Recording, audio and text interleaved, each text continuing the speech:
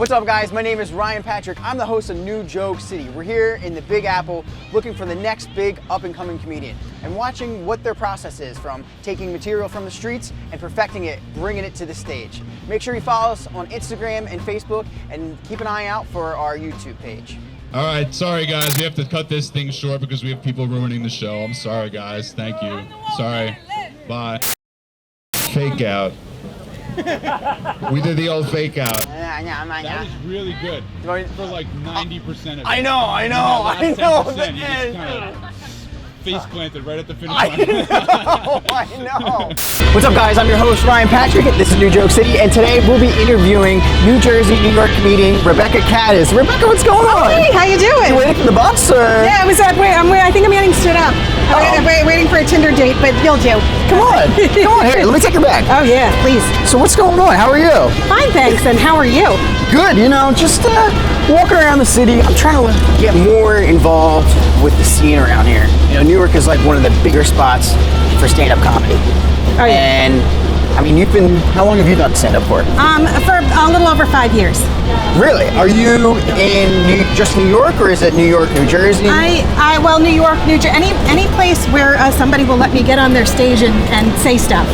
Yeah, that sounds about right. Yeah, that's kind of how it works at my level. Thank you. I'm just so grateful to finally be back up here, doing what I love. Standing up in front of a crowd of strangers, talking about my pussy. It's not like I ever really stopped. It just works out so much better on a stage than it does at Walmart. They're very uptight about it there. It's family store. Did you start in New Jersey? No, I started in New York. I started in Levity Live was my first set.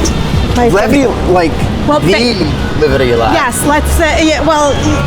I took a class there. That's what it was, and that was my graduation show. Was my first set. Really? So yes. I feel like a lot of comedians they look down on. I've taken a class before, and I know a lot of people don't really like it.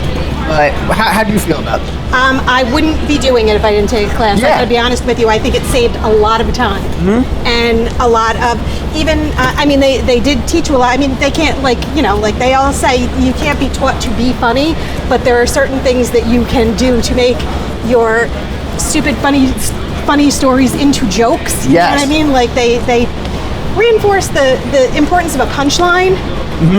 And a lot of people who just start and go to open mics, you see it, they don't understand that you need a punchline. Yeah. And don't understand why people aren't laughing.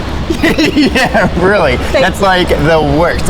You might as well get as much information on how to be good beforehand rather than and also winging it's it. I probably would have given up. They explain to you that why people aren't laughing, or that just because somebody doesn't laugh or that people don't laugh doesn't mean that you're shitty and that you need to quit. Yeah. It means that that you have to maybe look at your joke. Maybe it's the crowd. Maybe it's something. Yeah, try it over and over again. So I would really have felt like I was spinning my wheels if I hadn't taken a class beforehand. What made you do it? Did you always want to do stand-up, or? No, I didn't know it was a thing that regular people could just do. Really? What gave you that oomph? Well, you know what? My mother always wanted me. She always thought I was really funny. She always said, "You should do stand-up comedy." And of course, I didn't. I was like, this is my mom. Yeah. I was like, but. For my 40th birthday, she paid for me to take the class. Really? And so that was my year. The year that I was 40, I spent all kinds of money, did all kinds of shit. Yeah. I figured, what, I earned it. I'll clean up afterwards. So so that was one of my bucket list things. Did you just dive into it by yourself too? Did you know anybody else that was? No, Jovin, I didn't even tell anybody I was doing it. Really? Yeah, it was a secret because I at that point, failing meant something to me. Yeah. At this point, it doesn't. Wow. So I didn't, I told the people that were closest to me, so I'd have people at the show. Yeah. But I didn't tell friends, acquaintances, coworkers, anything like that, because I didn't know if I was going to want to do it. It was like a bucket list thing. Yeah. I would take the class, I would get on stage, but I didn't know if I was going to enjoy being on stage or doing the show. That's what. So your mom's the one that you got to give all the credit to your mama. That's like, did she flaunt that almost? Like, I'm the one that got you there. Moms gets the credit for everything anyway. That's true. You know what I mean? They deserve it. Like that is. So I guess who do you? I mean, did you see people when you were younger, like stand-up comedians that really influenced you? I was always a fan of comedy. I always enjoyed it. I always thought that, like, as far as like the arts went, things like, acting, dancing, I always thought comedy was like the most badass one. It was also the one that I had any hope of ever being able to do. Like, I can't sing, I can't dance, I can't act, don't want to. As a matter of fact, a lot of people want to,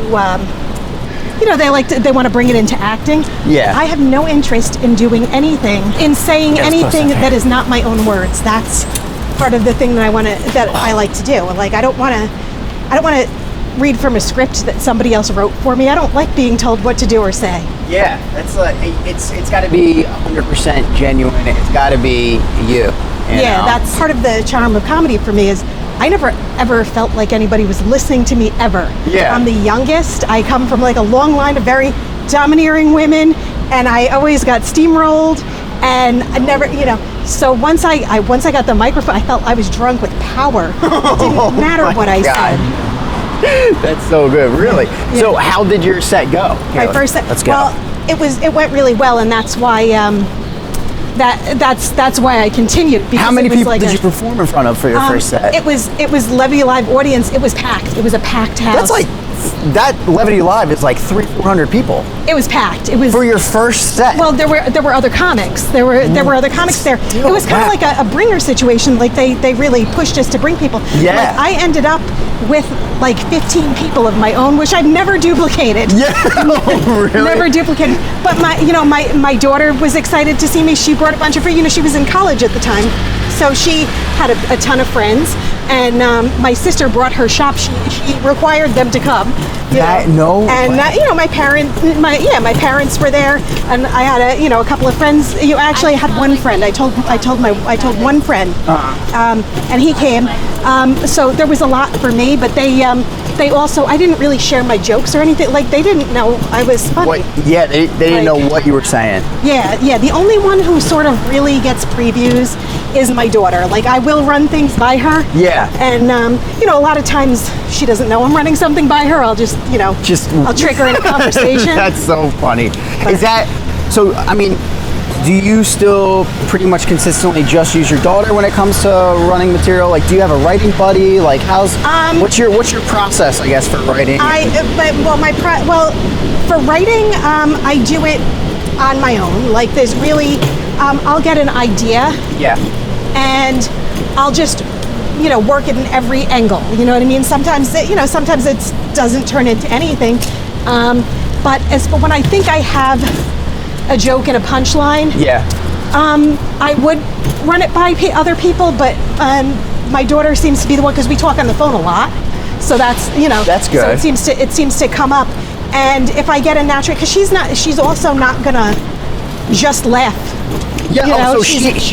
She'll tell you if something is not funny. And she won't say it's not funny, but if she doesn't laugh, I'll know, like, I didn't, like, if somebody's laughing, then that's a good starting point. Like, I know it's, but sometimes I'll just bring something to the stage and just kind of wing it.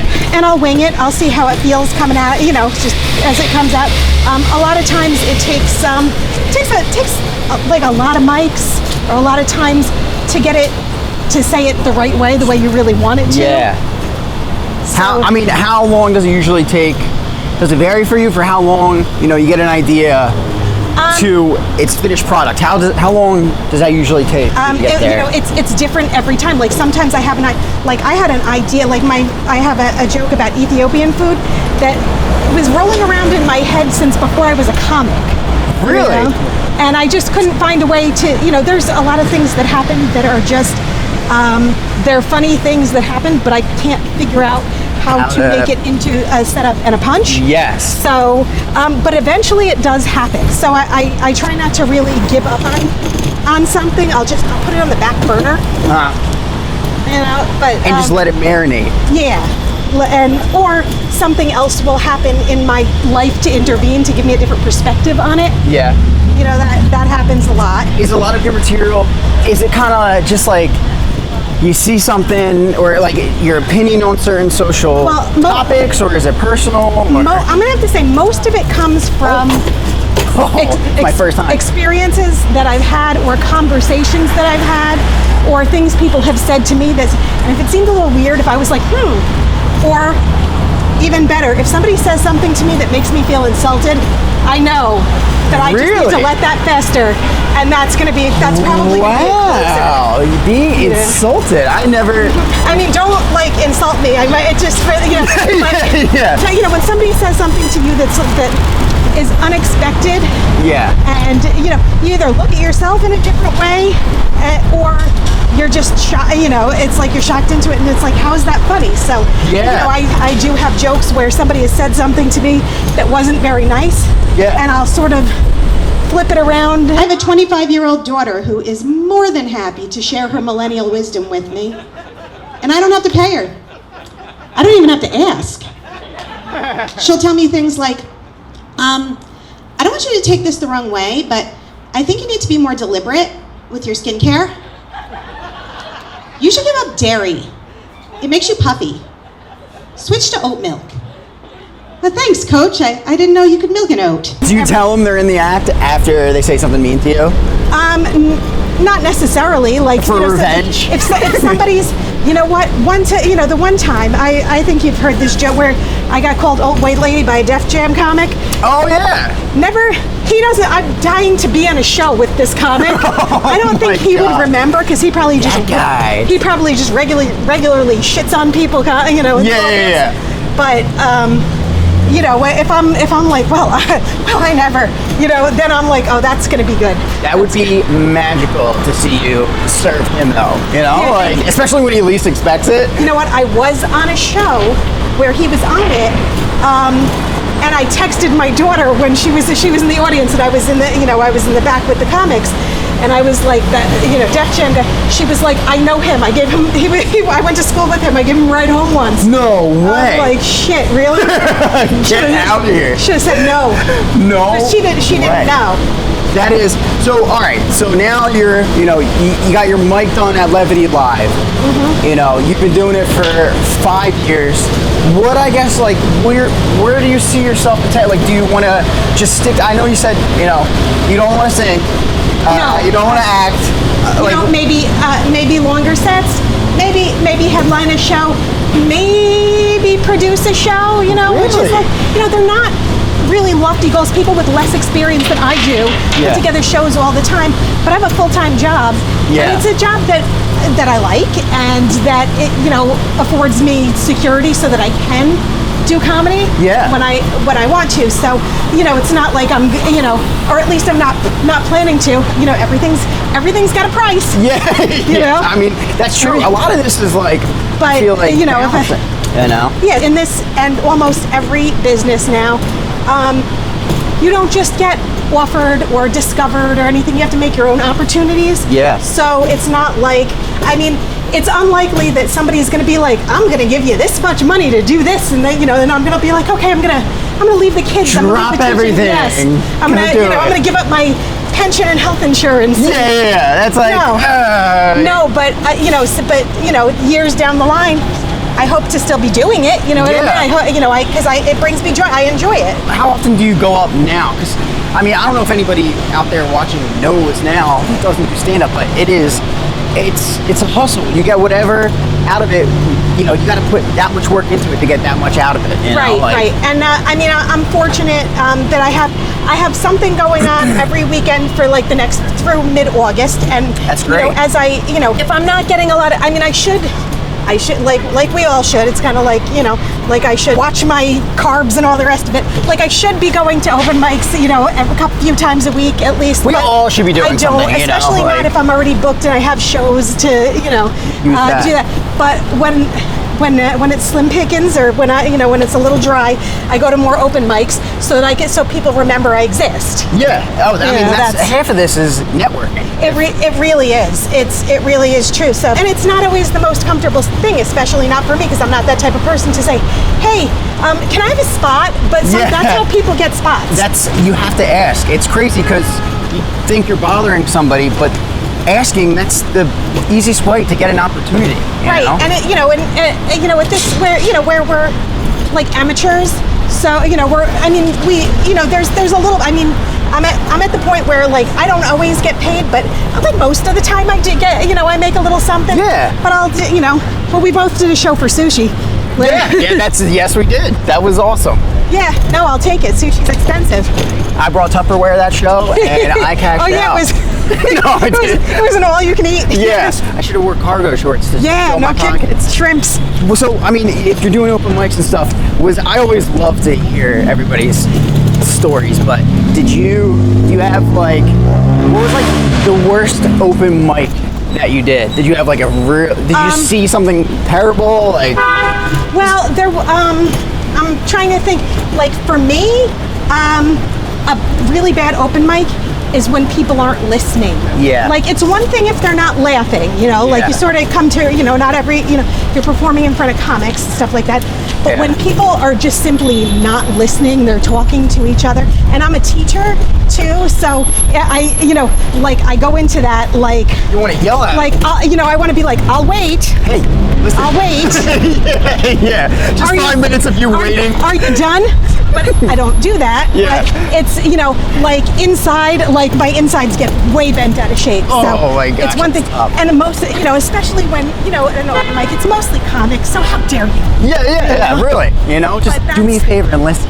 Yeah, that's mostly open mics. Open mics are like it's just hard to rip yourself off the couch to go to an open mic. Like that's the, Stand-up's a lot of like real late nights, right? Yeah, well, not really. No, I guess I'm going to the wrong open mics then. Yeah, I mean, I if it's going to be really late, in the summer it doesn't matter, Yeah, that's definitely true. For me, it doesn't matter. And we didn't have any mics for a really long time, or they were like only Zoom mics, so. Oh, did you do Zoom during the pandemic? Like, how did you handle stand-up during I didn't do a lot of it. Like I did, I did the dark side of the Zoom. Good mic, good Zoom mic. Thanks. And I did, I did a couple of shows that, if I was approached, I would do. Basically, this is how I work. If you offer me a spot. Yeah. And it's within a reasonable driving distance, and I can get there, and I'm not otherwise booked, I'm going to say yes. What was hard? Writing. I barely wrote anything because my inspiration comes from interacting with people. We're just sitting inside. I wasn't really interacting with people. Yeah. So that's, and even like maybe sometimes my students, but I didn't even really have a lot of students in the classroom. So. Oh, that's true. You were doing virtual teaching at the time too, yeah, right? Well, only for the first few months. Like, this whole last school year, I was in the classroom, but it was hybrid, so there were a lot of students who were not in the building. Okay. It's just you couldn't really find much funny about it. Yeah. And if it was, it had all been said. Really? So you just hear the same thing over and over? Oh, that's tough. But, so how good does it feel to just get back out and be able to just run free, pretty much? Yeah, to get back on the same. You're a comic just like I am. Attention means something to us. Yes. Yeah, really. It was a year and a half without. I wasn't where I was. I didn't get to get on stage. I felt completely unempowered. Yeah. So I had to find my validation in healthy ways, which is tragic. Which is extremely terrible. Well, okay, so what you just said, comics, they love attention. Comics, they absolutely love attention. We feed all of attention. Are you ready to do a set and get everybody's attention here at Union Square Park? How do you feel? But I don't have that much of a choice, do I? Yeah, that's kind of true. That's kind of. This is a challenge, because these people aren't here for me. But they will be. Yep. Whether they like it or not. We'll make it so. So, all right, let's go do this and let's set it up. All right. Sweet. Good afternoon, everybody!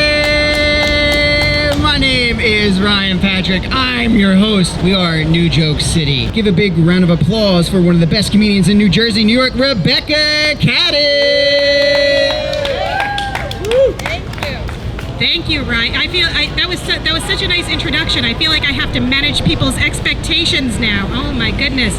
You get but I'm very happy to be here. I'm having a little trouble getting this microphone off the stand. Ooh, I just hit myself in the face with it. That was hot. Okay. So all right. So when I showed up here in this city, because I'm from outside of the city, I showed up and there were tents set up. It was like a body art festival going on. There was like naked people getting their bodies painted, and I was like, oh, I can't compete with that. You know, I'm not getting naked. You know, I don't even like being naked. You know, it's not a comfortable feeling for me. Not even when I'm by myself. I always feel like something's gonna fall out. I don't sleep naked. I'm not sexy like that. I'm not a very sexual person. Never have been. I've always been more of like a Janet than a Chrissy. Like a Janet Reno. I'm about as sexy as Velma from Scooby-Doo. Like a young Susan Boyle. So Ryan had mentioned, congratulations again, Ryan. Ryan's a dad. I am a mom. Not the same family, but yes, I am a mom. I am the mother of a very beautiful daughter who has special needs. She needs to cut the shit. That's what she needs. She's not disabled per se, but she will be soon if she doesn't stop cursing. My daughter curses like a dock worker with Tourette's. You know, I actually thought that she might have Tourette's, but the doctor assured me that no, she really does think you're an asshole. It's not a nervous tick. It's a heartfelt sentiment, and that was bittersweet. You know, I really wish I knew where the hell she picked that fucking shit up from, because I certainly don't talk like that. Yeah. You know, that was kind of I admit, that joke was from the vault. It was an old joke. I don't really tell it much anymore because my daughter's all grown up now. She's 25, and you know, she doesn't really curse that much. We get along pretty well most of the time. We do still have our moments. We had a terrible argument not too long ago. It was so stupid. I don't even remember what it was about. All I can remember is that, oh man, she was really being a bitch. So I said, hey, why are you being such a bitch? And she told me to go eat my dick. Not go eat a dick or go suck a dick. No, she said, go eat your dick. I don't know how to respond to that. I mean, what do you say as a mother when your adult child tells you to go eat your own dick? Touche is really the only thing that came to mind. You say touche, then you go on about your business, because there's no winning that argument. I feel so very close to each and every one of you right now. It's always fun doing comedy for people who don't expect to have comedy. You know, they're always really psyched for it. You know, especially outside, you know, in the city, competing against traffic. And, you know, I'm hoping somebody comes over with a jackhammer and starts doing some construction. And maybe perhaps a dog will come and pee on my feet. That will, that would put the cherry on the NYC sundae. You know, I'm gonna share something personal with you guys. I think I think we've become BFFs now. I feel so very close to each and every one of you right now. I'm gonna share something personal with you guys. I've been going through kind of a tough time lately. I recently suffered some trauma. I accidentally found out how much I weigh.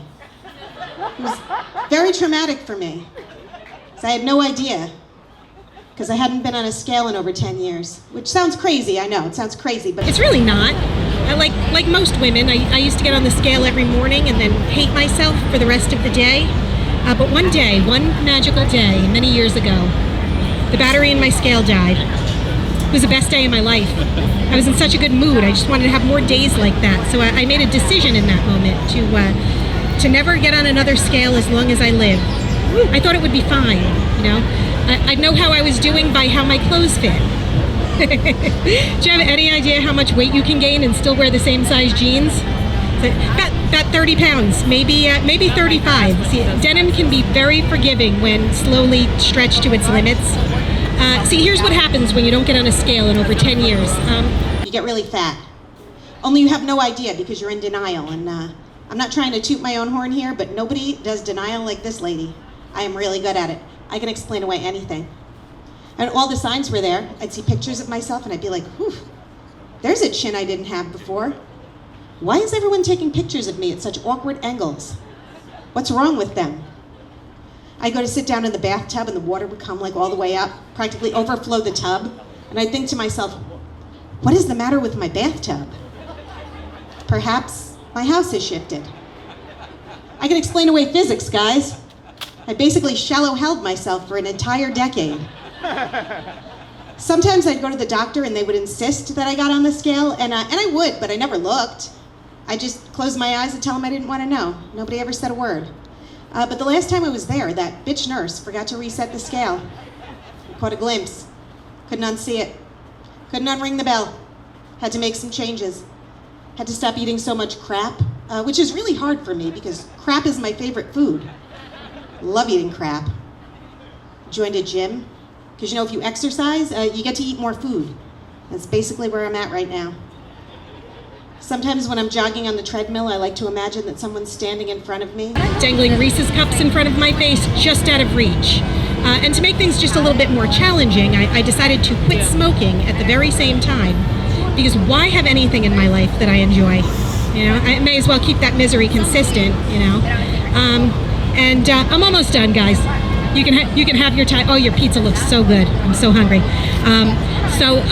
I recently found out that you can prevent a yeast infection by applying yogurt directly to your vagina. Yeah, that's right. Yeah, that's right, ladies.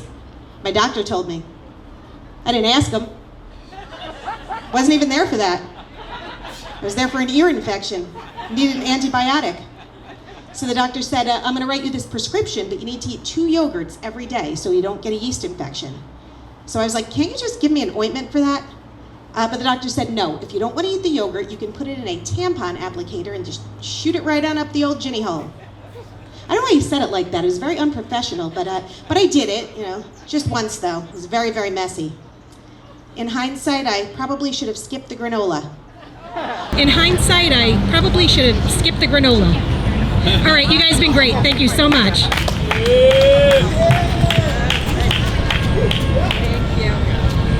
Rebecca Cadiz, everybody! I want to thank you guys for giving us the time to perform in the park.